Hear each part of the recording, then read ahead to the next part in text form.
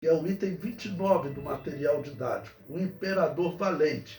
Esse imperador valente, né, ele é imperador da parte oriental de Constantinopla, e ele é ariano. E ele é ariano. E os arianos, eles não gostavam nem dos anabatistas. Não gostavam nem dos anabatistas. Então, vamos ver, ano 378 da era cristã. Valente também se envolveu em uma questão religiosa pagã digna de nota.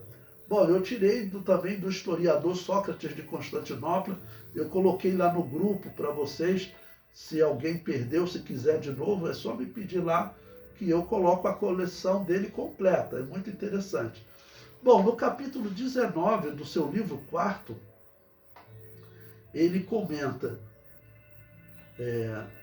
massacre de muitas pessoas por Valente, um relato de seus nomes em consequência de uma predição pagã. Ele era um católico ariano.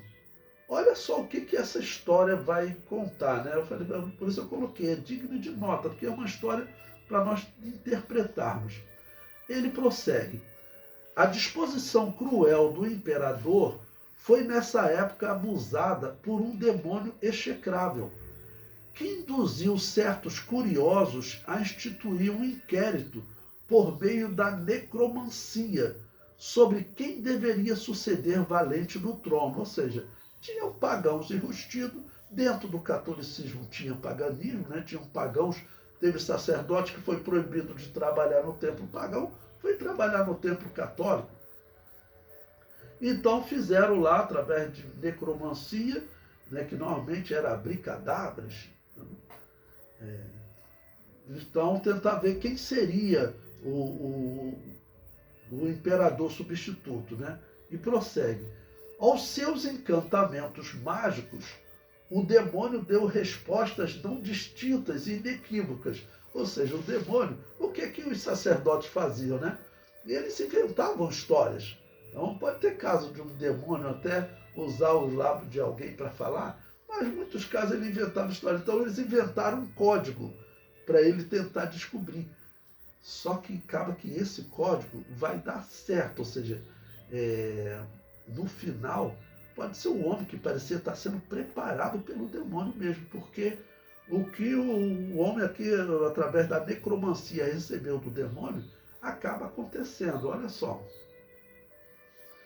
Então, mas o demônio ele deu através de código, né? Não distintas e inequívocas, como ele disse, mas como é a prática geral, cheia de ambiguidades.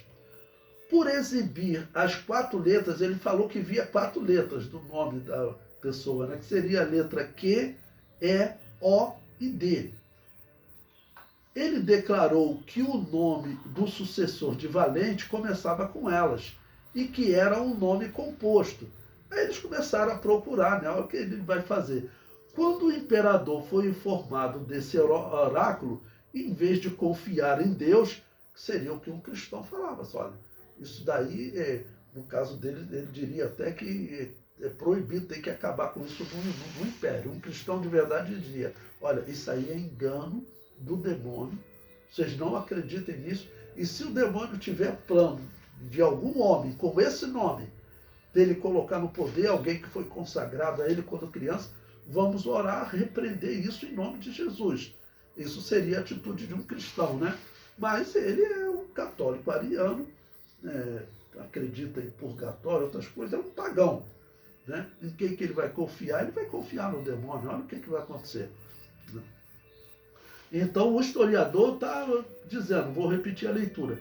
Quando o imperador foi informado deste oráculo, em vez de confiar a Deus, o único que pode penetrar no futuro a decisão deste assunto, em contravenção aos princípios cristãos, aos quais ele fingiu a adesão mais zelosa, ele condenou à morte muitas pessoas das quais ele suspeitava que visavam o poder soberano. Ou seja, ele falou, bom, já que o demônio falou isso aí, eu vou matar as pessoas que eu acho que é o meu poder. Assim, tais como foram chamados pessoas que tinham aquelas iniciais ou aquelas letras no nome.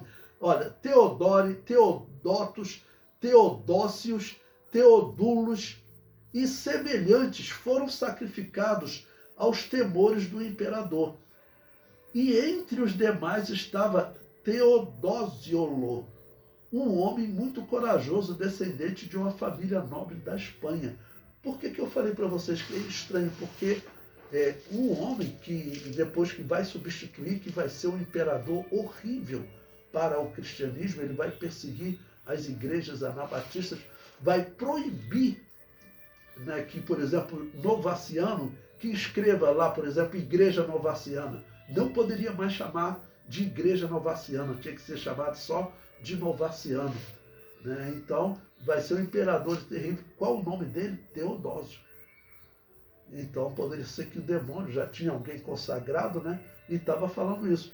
Mas o estranho é o imperador católico, católico ariano, né? O demônio falou, ele acreditou imediatamente. Né?